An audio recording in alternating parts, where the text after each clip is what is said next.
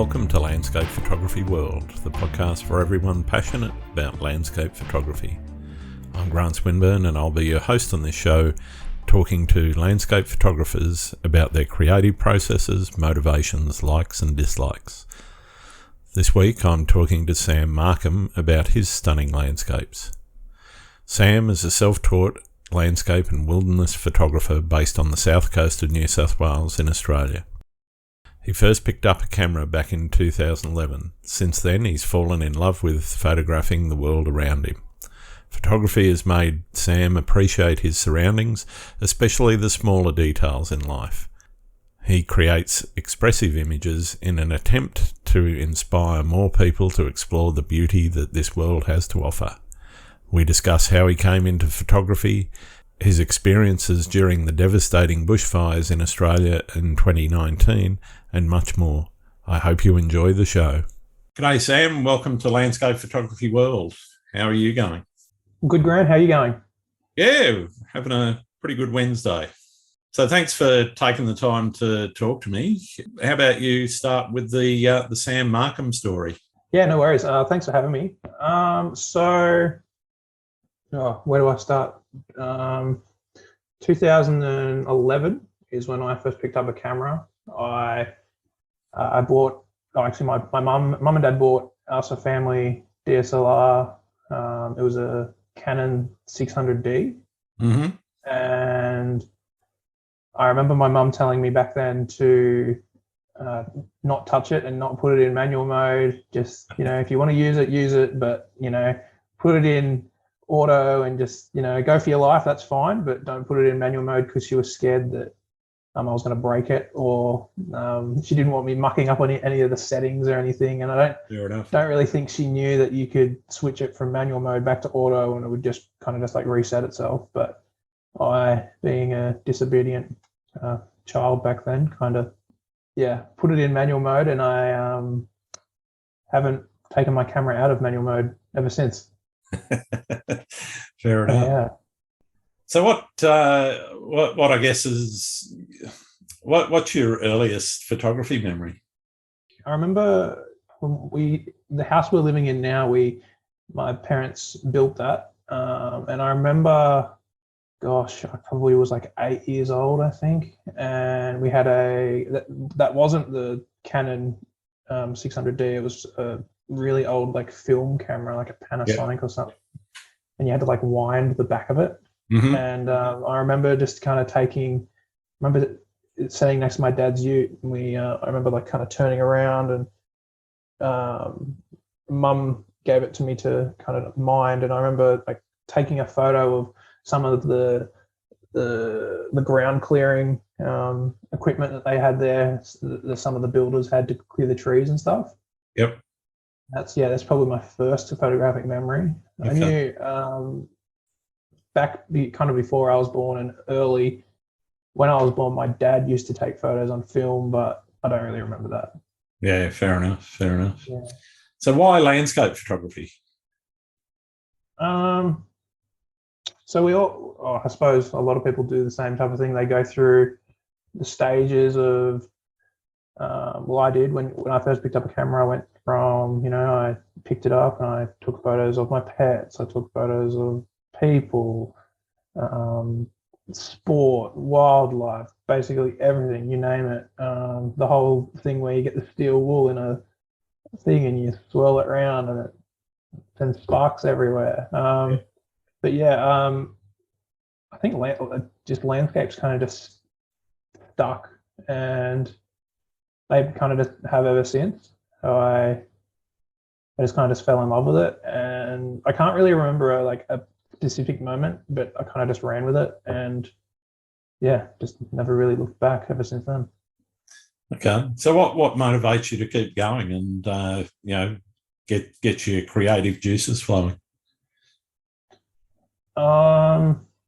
Probably. Well, I'm based from the south coast of New South Wales, Yep. at a little place called Palmer, which is probably about 30 minutes south of Nowra and probably about 30 minutes inland from Huskisson.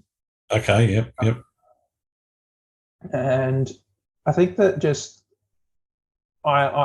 for me, I personally enjoy kind of taking photos of things that say most people might have even seen before in the landscape photography like genre, but trying to either get the best conditions possible or unique conditions, or I just kind of try and push myself in that kind of realm. Yeah. That's kind of a bad thing at the same time.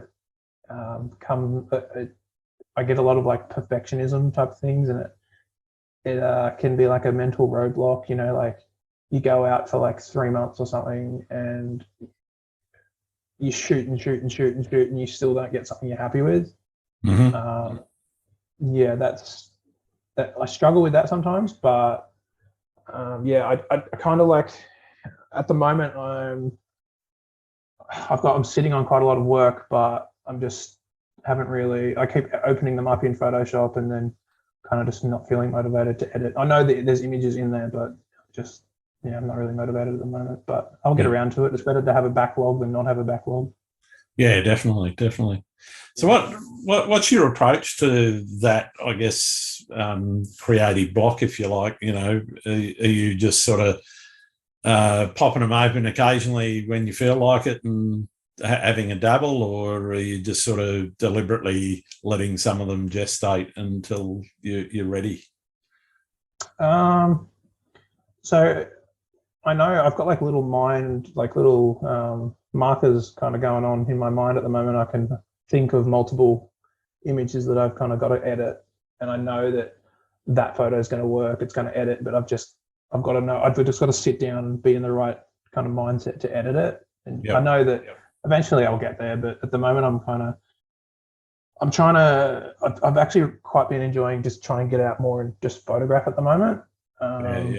And like I remember when I first started, it was kind of get the shots around in my area. I live kind of close to a couple of waterfalls, and go there, take photos, and then it kind of just expanded and expanded and expanded. So the waterfall 5 minutes down the road, and then the rocks at Kiama, so like Bombo Quarry and Cathedral Rocks, they were about 45-minute drive from me. And after I kind of explored them and really kind of nailed some shots there, then it just kind of grew in this circle, this radius of where I wanted to take photos just slowly got bigger and bigger and bigger. And now the problem is that for me to kind of feel inspired or anything, I've got to travel further or push myself with like hiking into a remote area with some school friends or something, and trying to get to places that I've never been or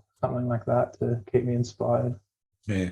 Well, I was going to ask, does where you live influence how you shoot as opposed to where you shoot? You know? Yes and no, I suppose. I feel like I'm more condition based. So I know I probably shouldn't do this, but I do, and it's like I'll read the weather and I'll go, okay, that's probably going to be a good sunrise, or that's probably going to be a good storm. You know, if it lines up, I'm like, okay, this will probably work, which is probably something I shouldn't do, and it can be detrimental to my own work because I just won't go out on days which I don't think are the greatest.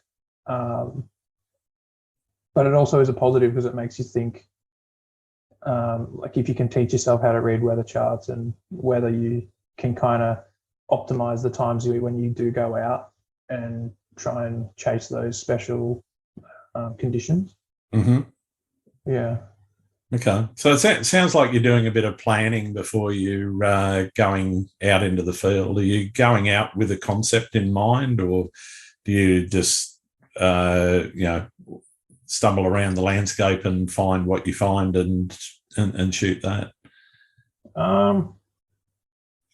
So it depends on the location. If it's a really well-known location, it's kind of like, okay, I know what's been shot there. I've got other people's photos. I've got, just photos from Google Earth or Google Maps or Google Images in my head of, okay, this is what probably works there.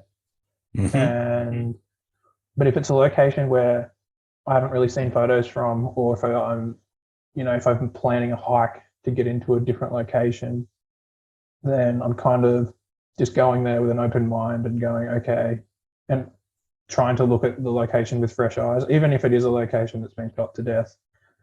I'm always trying to photograph it with fresh eyes, which obviously can be difficult.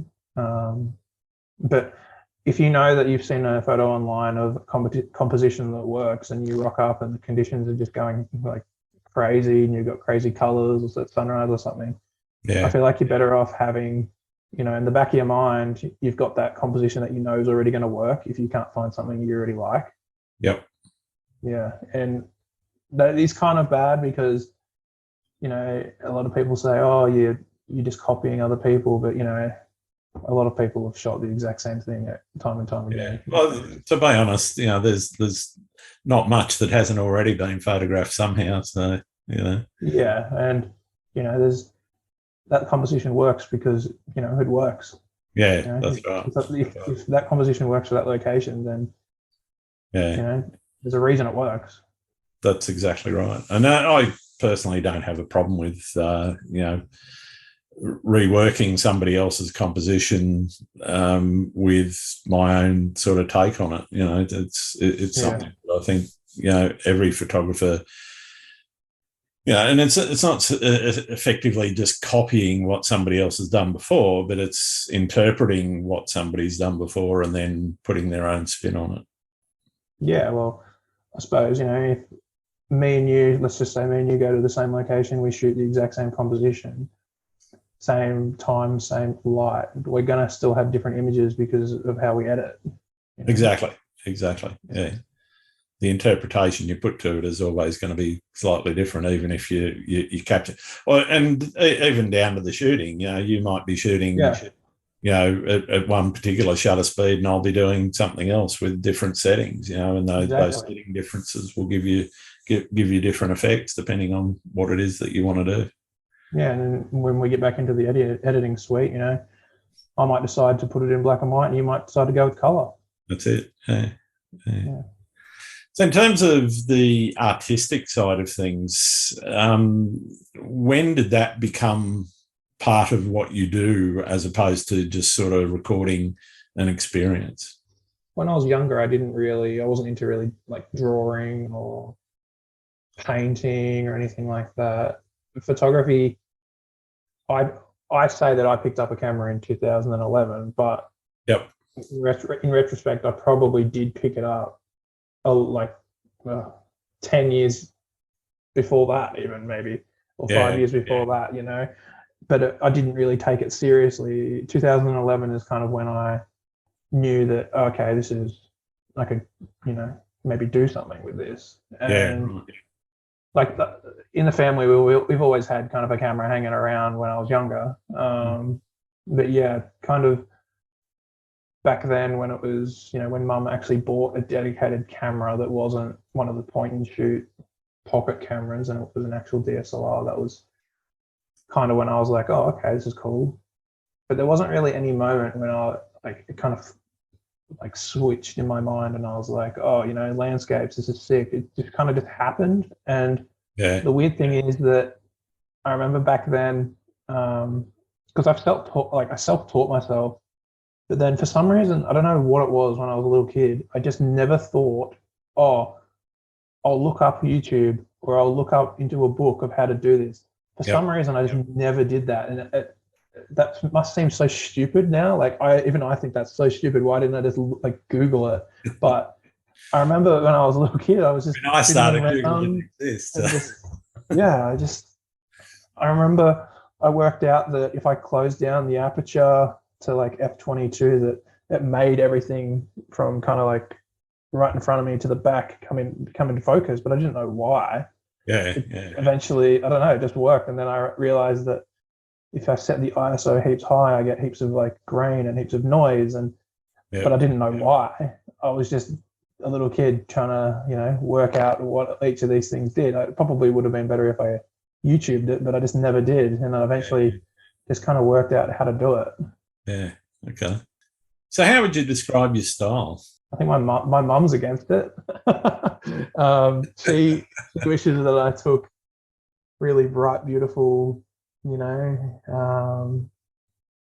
beach type photos. The kind of the touristy ones you see on billboards, and everything's really happy, and you've got the two people in there in the sunlight. Sunny skies all around. Yeah.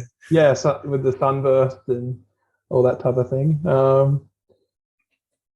I think they're quite moody, I suppose, but they've still got that quite natural look to them. Sure. If you look at them, and I feel like a lot of people probably look at them and go, "Wow, he's done actually quite a lot of editing to that." And 9 times out of 10, that actually isn't the case. A lot of them the raw file actually looks quite close to that, even though it is a raw file. Yep. Yeah, I don't do sky drops or anything like that. It's all, if that was there, that was there. Sure. I guess what are you trying to communicate with your photography or get across to anyone that might see it? Is there a story behind it, or is it just, here's a pretty picture?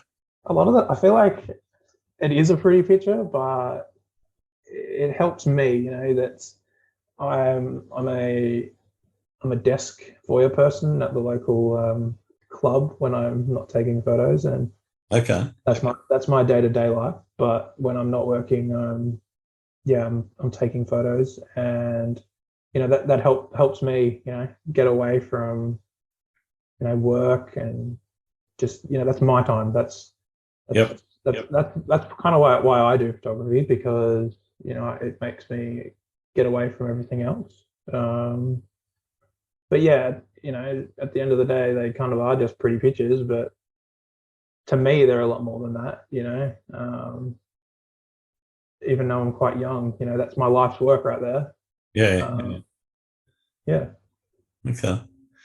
I notice you put a lot of emphasis on the environment in your work. There's some of your bushfire scenes, for example, are quite striking. How important is the environment to you? And I guess, is that something that you are trying to communicate as part of your work?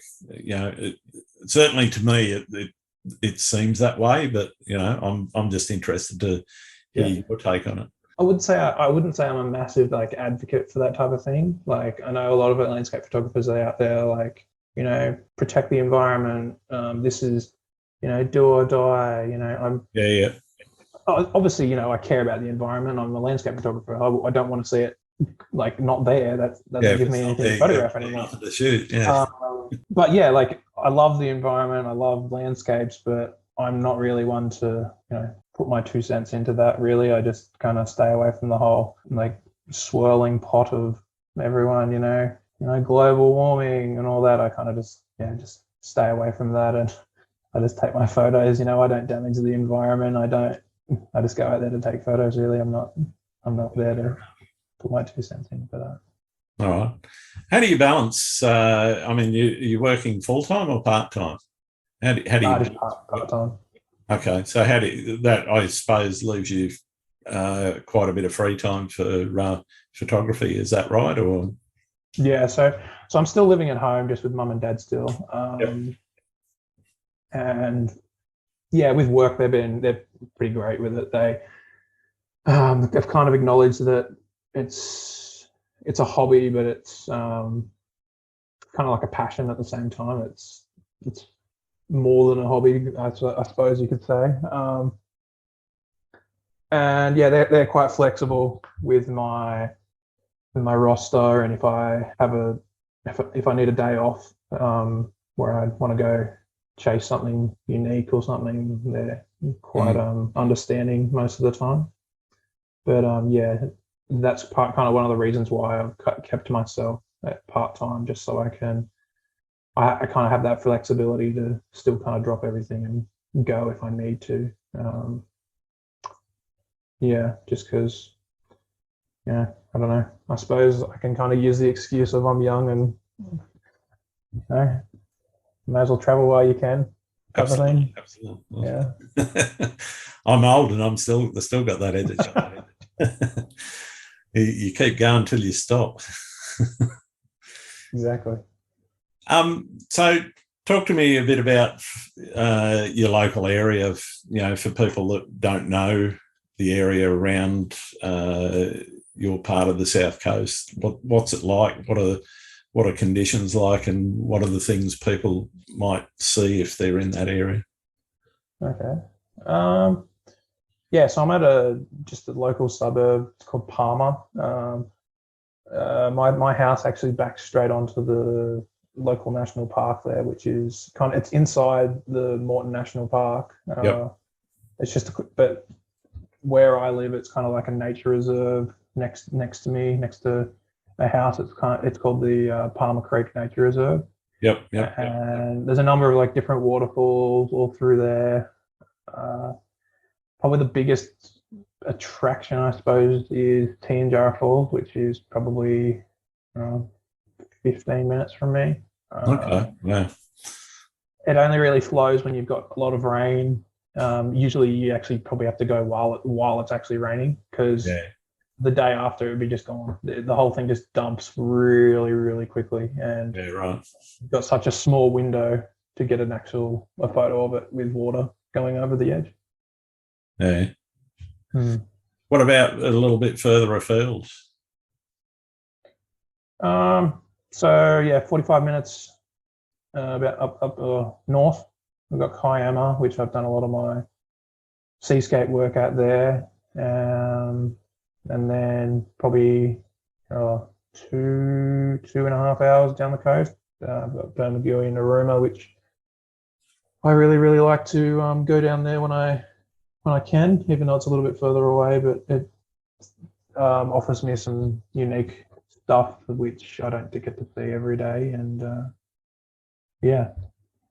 Okay. So what's the most memorable experience you've had while shooting? I'm not sure if it's memorable, but I can probably the most emotion, your adrenaline's going, which would probably be my image entitled My Country Burns from inside a pyrocumulonimbus firestorm. Okay. I can, if you'd like, I can tell you the whole story behind it. That's the point of the podcast. Well, let's do that. So in 2019, on the 31st of December, so New Year's Eve, my family and myself out at Palmer, we defended our house against the Currawong bushfire from one of the fires from the Black Summer. Yep. When basically all of Australia was on fire, but we chose to stay and defend. That was our choice. We discussed it, and it was almost 20 years to the day. So 20 years prior, my dad and my mum's two brothers actually protected our property there. That we didn't have a house there at that time, but there was. My grandmother actually lives next door to us. She's actually passed away now. But back then, 20 years ago, she was there, and she had a small house just down the road. And my father and my two uncles, they protected her house 20 years to the day, which was on the Boxing Day, 20 years ago. So on that afternoon in 2019, we decided to stay. We had multiple sprinkler setups. Our house has got probably about a 60-meter gap all the way around the whole perimeter of the house. The house is in the middle of a kind of a paddock, and then you've got a clearing of about 50 meters all the way around. Yep. To where the tree line is, and I'm pretty sure that the local government regulations is only 40. So we've got about 50 to 60, which I can tell you right now, you need more than 60. So I think we needed about 150 kilometres, to be honest. Oh yeah, that would have been good. just no fire at all. That would have been even perfect. That's So yeah, I think a lot of people kind of think that, oh, it's just gonna, oh, I'm gonna stay and defend. I've got my garden hose, I've got my bucket. I'm gonna be fine. And that's not that. I can tell you right now, that's not what it's like. Even with a 60-meter buffer from us to the house, we lost 3 small sheds, we lost a car, we lost 2 large farm water tanks. Extensive damage just to the outside of the house. Our downlights melted with a 60-meter buffer. Our skylights melted. So from the fire came at 4 p.m. that afternoon, and the entire area from not 4 p.m. sorry 1 p.m. So from 1 p.m. The entire area just went black, and we did not see the sun until the next morning. So my family and I, we stayed and defended, and it came from the south. We've got a small little creek that goes down into our backyard, probably beyond that 60 meters. It's a little downhill. And if you know anything about fire, it actually comes uphill quicker than it goes downhill. Yep. And I remember on that afternoon, the whole, everything went black, and it wasn't smoke. The whole area wasn't smoky. It was just the whole area just went dark, and then the wind dropped, and it was just dead silent. We all had these shirts, these long sleeve shirts and long pants with fire retardant chemicals on them, so it kind of prevents burns. We knew that we wanted to stay and defend, so we did it in a safe practice. We were prepared. We did that whole situation, and then probably about 1 or 2 p.m. the entire wind dropped. There was no wind, and then everything, it's like someone just turned the lights out, and then you could kind of see the fire came down the hill and went into the gully, and then that's when the wind dropped, and then you could hear a pin drop. It was that quiet, and then about 20 seconds, and then the southerly turned the thing, and it was like someone opened. The best description I can give is someone opens when you're cooking and you grab an oven door and you pull it open and you get that big waft of heat. It was exactly like that. So it was like someone opened an oven door, and then this thing just went ballistic. It was, my backyard's, we live on a 50-acre property, but in where my house is situated, probably 200 meters wide. And I want to say 40 to 50 meters high flames, and it just went ballistic. It took, there was not a single piece of green grass. It burnt up to the back step, so up to concrete. Everything else went. I remember there was a situation where I was at the left side of the house at the back, and so we all kind of had we'd all planned what we were going to do. My brother and my dad were over near the shed. Me, my mum, and my sister were situated along the house. And I remember it got that hot that I had my work boots on at that stage, and the rubber in my work boots doesn't exist anymore. We've got about 4 fire hoses on our actual house on the outside that I remember there was a stage where I felt that it was slowly melting to my hand. The side of my nose got burnt. It not really a fun experience. Sounds pretty intense. And then that's when it was kind of flaring up. That was when it's at its worst. And then it just rips the oxygen straight out of the air. So then you can't breathe. Wow. But you can breathe, you can feel yourself breathing. You can, if you breathe through your mouth, you can feel the air and the wind go past your lips. If you do that, Yeah. Like we'd be doing that, but then all you'd be getting in is like smoke and ash. So you'd get in nothing. There's no oxygen in that. It's just ash and smoke. And it's such a strange feeling. And yeah, just trying to describe that to people. I just don't, again, I don't think people understand that, yes, we chose to stay and defend, but we knew that it could be the worst of the worst. And that is as bad as it can get. It was a pyrocumulonimbus with it had a built-in flashover where it's called area combustion, where it's so hot on one side that trees on the other side of the road or the other side of the property just ignite in flames because it's so hot. And it's just such a strange experience. And I've got a chunk of aluminium that sits on top of my bed head now, and it's from the car that we lost, I think it was. And the aluminium rims had melted, which if you look up, I think it's about 1,000 degrees for aluminium to melt.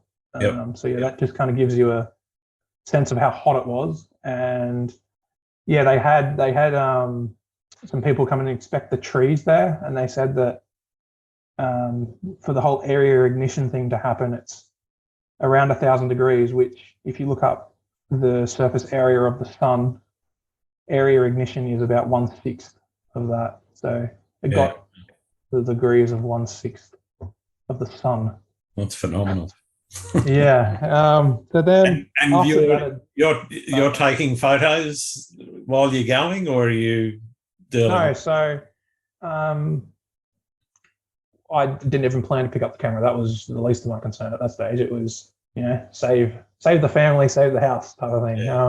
So after the main kind of fire front passed through, then you're just left with everything's just on fire kind of thing, and you're not really in danger anymore because we've got a 60-meter buffer to the bush. So my dad had mowed all of our lawn just basically back to dirt. And so we've got that 60-meter buffer. Then everything's just on fire. So that you're fine. You're not going to die, right? So then I remember I still had the hose, and I was, hosing down the house because there's still embers coming from all the trees and the wind's still blowing. And my mum came over and she said, she took the hose off me and she said, "Go and do what you do best." And I was like, "What do you mean?" And she said, "Go get a photo." And I was like, "Really?" And I thought, okay, I suppose, I don't know. So I went back in, and it's probably not the smartest thing to do, but anyway, I thought, okay, well, I'll go get a photo. So I took my camera at the time, and I took my tripod with me. I don't actually shoot much anymore with a tripod, but I did take it because I knew it was so dark still. Kind of ran into the burning bush, or what was left of it, really. It seriously wasn't a smart idea because there's trees falling, there's branches falling, everything's on fire still. And captured a photo from within a firestorm and in the exposure, there's embers coming from this log, which are kicking up in the foreground. And it's, I still remember the embers kind of bouncing off my boots and bouncing around my tripod legs. And I don't really think you can get really much more extreme than that, really. Wow, that's incredible. Yeah. Hey. And then from then on in, it kind of then I was kind of moved by that experience and thought that let's try and make good out of kind of what happened. So then I kind of created a mini series of images to follow with that one. Yeah. Okay. And so what have you done with those images? Are you selling prints, or is it what are you doing with them? So even including my bushfire images and all my other images, they're all on my website. You can just I ship prints all over Australia, worldwide. It's just the print. I don't actually sell it framed. I just I sign the print and roll her up, put her in a postal tube, and I send the print out. So all the bushfire images there for sale, and yeah. Okay, cool. In terms of you mentioned you're not using a tripod much more. What's your process in the field once you actually decide where you're going to go and you've got on location? What are you thinking about? What are you looking for? What are you doing? Yeah. So at the moment, I've kind of probably in the last 3 years, I still shoot with a tripod sometimes. Just depends kind of on the conditions. Obviously, nighttime or blue hour, you really need a tripod. But I'd say that the other 80% of the time, you don't actually. I personally think you don't need one. I'm shooting on the Sony mirrorless system at the moment, and have been for a couple of years now. And yeah, just with that inbuilt stabilization on the sensor, it's just it's pretty amazing what you can pull off. A big person I'm influenced by is New Zealand's Will Patino, who's also from the south coast of New South Wales. He does a lot of his stuff handheld, and me and Will met up in 2017, and he taught me quite a lot of stuff back when I was still kind of getting the ropes, the whole landscape thing. And yeah, he was shooting on a Sony back then, and I was on a Canon, and he was just, he could handhold like 3 or 4 stops below what I could do it on a Canon. And yeah, that's what made me make the switch. And I can comfortably handhold down to 1/6 now. Okay. And yeah, that's with keeping the ISO. I usually don't push it over 200, but my limit's kind of 640. Probably, I want to say probably 60% of my work on my website's all handheld, but a lot of that stuff's old stuff that was shot on a tripod. But yeah, right. Yeah, no, it's I just like the fact that a lot of people, oh, you're on a tripod, that's the only way to shoot. If it's not on a tripod, it's not it's not sharp, and I just think that's a lie. Like technology, yeah, maybe like five or 10 years ago that was the fact, but technology's come so far, and if we're all going to if we're spending thousands of dollars on camera equipment, and it can do that without using a tripod, then what's the point in you're just kind of limiting yourself with what you can do with a tripod, because there's definitely certain situations and angles that you can't get to with a tripod. And if you can do it without one, then I don't really see the point in having to use one. Yeah, got it. So what about when you get the shots home? Or what's your processing workflow look like? Well, at the moment, it's just put them on a hard drive. No, so I'll kind of put them into folders. If it's a multi-day trip, I divide them up into sunrise day one, sunset day one, sunrise day two, that type of thing. Sure.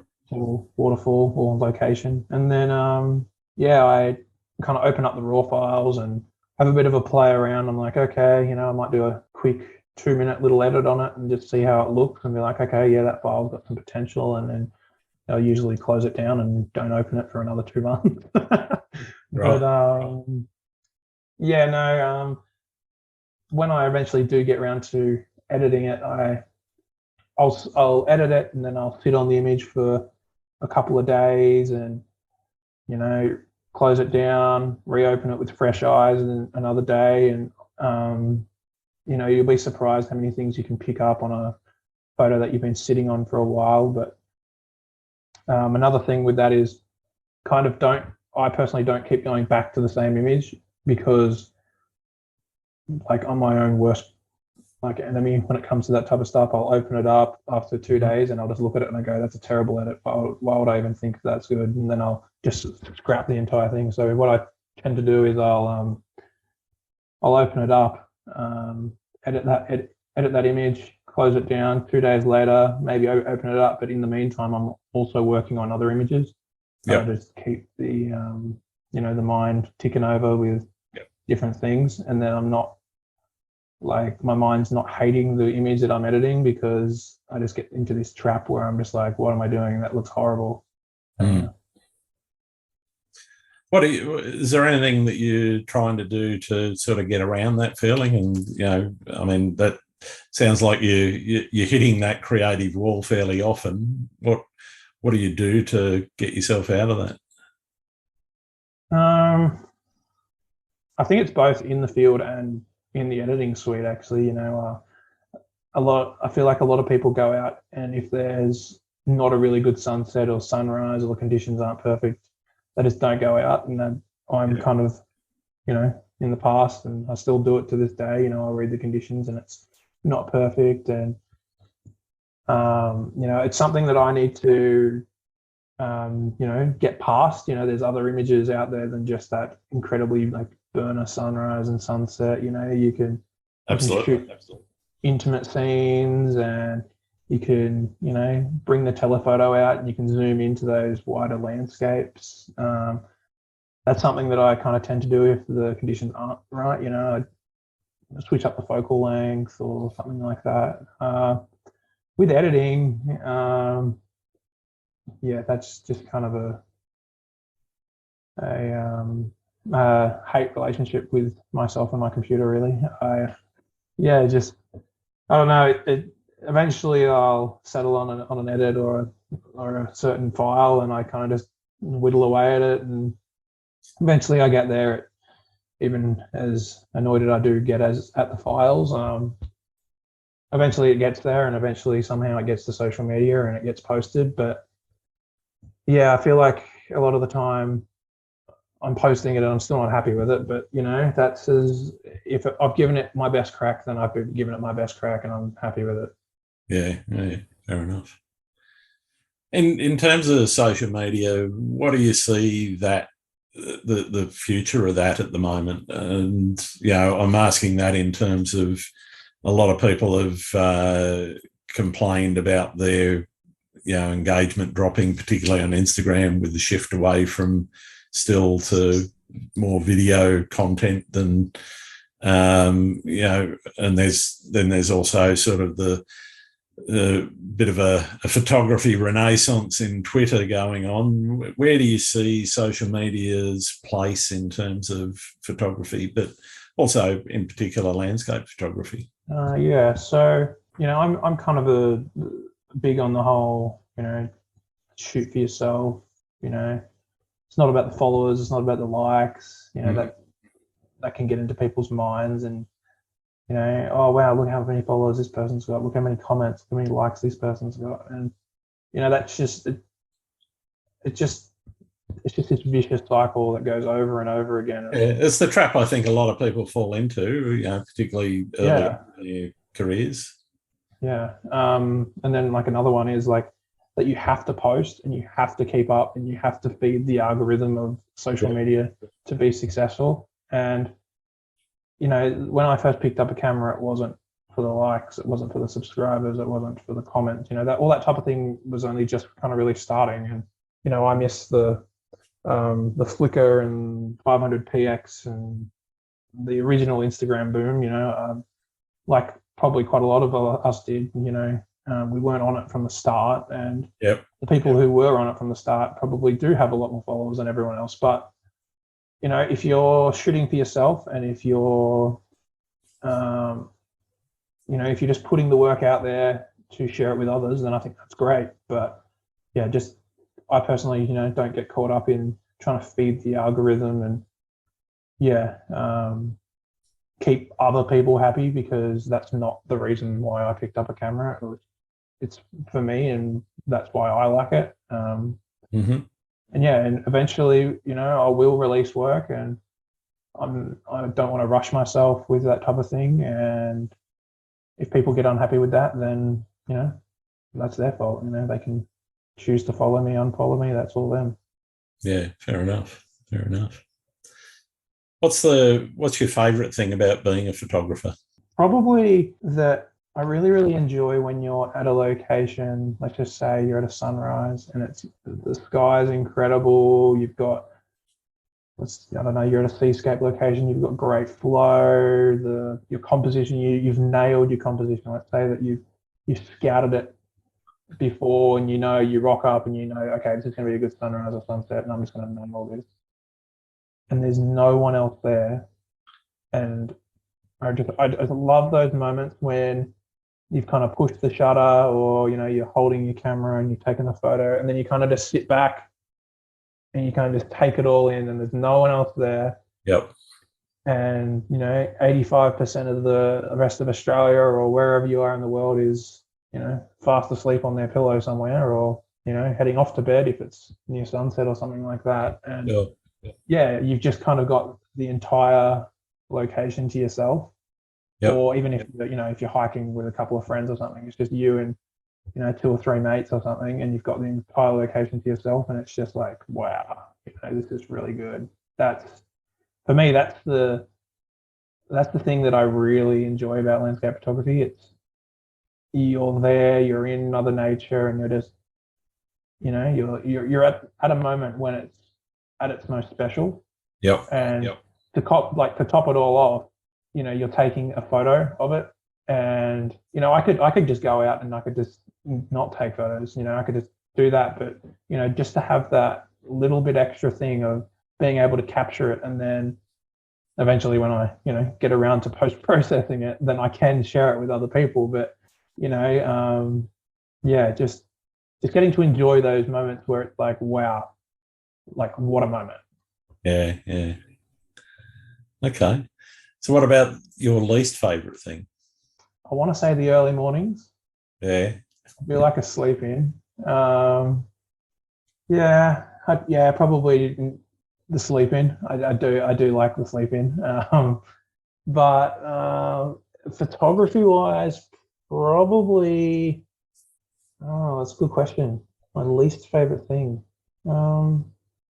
Maybe not with my photography, but with like kind of the general community of, again, kind of just the whole thing I just talked about, feeding the social media like algorithm of post, shoot, followers, likes, you're just, that's all you want. You get fixated, the community just get fixated on this, like this addictive thing of, I've got to go to the next location. I've got to get the best shot. I've got to post it. I've got to get the likes. I've got to show people, just slow down, just take a step back, just enjoy it. It's not about, I don't think it is, I don't think it's about going fast and getting as many photos and of everything as quick as possible and getting it out there for the world. If you take a step back and just really enjoy it, then I feel like you'll enjoy your landscape photography more. Yeah. No, that's a pretty cool way of putting it, I guess. What do you like to do when you're not out shooting? I'm a bit of a nerd, as you can probably tell from the glasses. Obviously, you can't see the glasses in the podcast, but I do like a good movie, or video games have kind of been a big part of my life since I was probably about 4, really. Other than, that's another thing kind of my parents introduced me to when I was younger was video games. And they've kind of stuck ever since. If I'm not, when I probably should be editing a photo, I'm probably playing video games and wasting my time that way. But it's another good hobby. Okay. If you weren't a photographer, what would you be? Ooh. I want to say I'd be probably something in the creative field, like maybe a painter, but I just don't think I don't think I'd have the patience for it, really. I think even though landscape photography, you've got to be patient, it's just a whole different thing because you're just staring at a canvas all day or something. I don't know. Maybe something in the whole video game thing. That's maybe not like a streamer, but I don't know, maybe, development team, or probably go to uni for something like that. That interests me a bit, but no, I think, I love the challenge of landscape photography, and I love how you can look at a scene different from another person. I love how, you might depict this of this location, I might depict that of this location. I might photograph a small little leaf with a measurement of like 5 centimeters, and no one else will ever be able to find that, because it's good luck. Yeah. Who do you go to for advice about your photography? Is there anyone that you ask, or is it purely self-teaching? I shoot a lot by myself, or with kind of just my whole friend group, but they're not really photographers. They kind of come along with me for a hike or a sunset, and they just kind of sit on the side and enjoy it while I shoot. Not really. I kind of do just spend time. It's just kind of just me and my photography.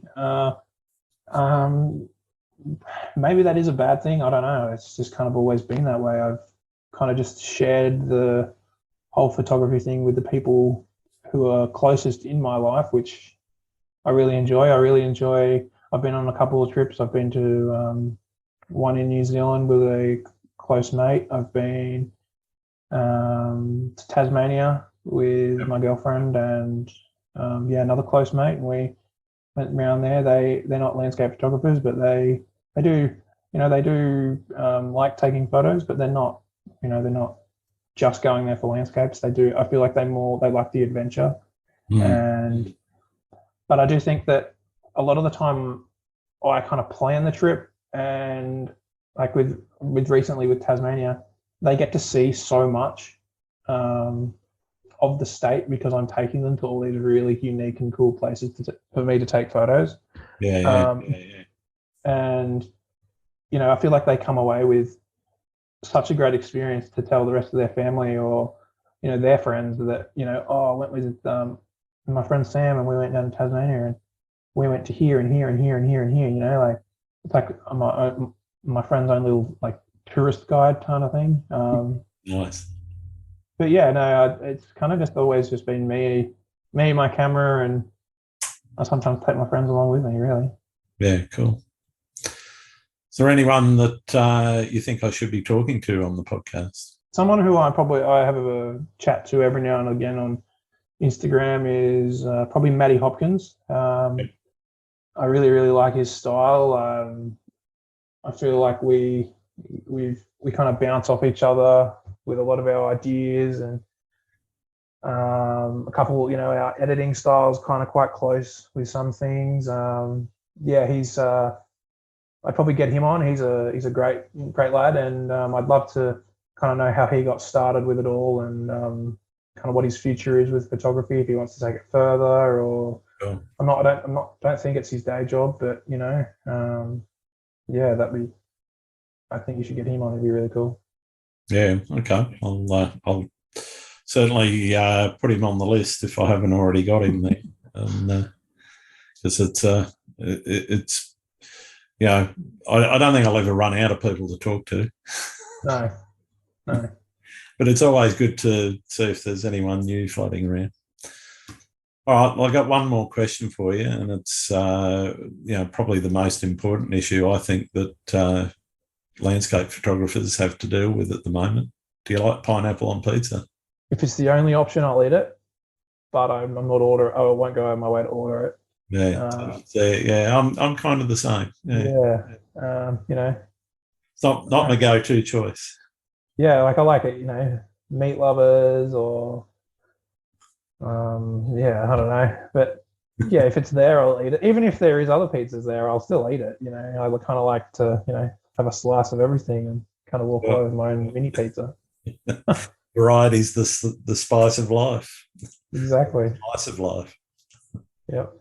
All right. Well, thanks very much for taking the time to talk to me today, Sam. It's been fantastic getting to know you a bit better and learn a bit more about you. Where can people find your work? Yes, so I'm on all of the kind of major ones. I'm on Instagram, Facebook. I am on Twitter. I don't really use it that much, but yeah, I am on there. Instagram's just Sam _Markham _, and then if you just type in Samuel or Sam Markham on Facebook, you'll find me. And Cool. my website's just samuelmarkham.photography. All right, brilliant. Thanks very much, Matt. No worries. Thanks for having me, Grant. Thanks again for listening to Landscape Photography World. I hope you enjoyed the show, and keep listening because I'll be joined by some great guests in upcoming episodes. You can find my work in this podcast at grantswinburnphotography.com. I'm also on Instagram, Twitter, YouTube, and Facebook. I'm Grant Swinburne. Hope to see you out shooting soon.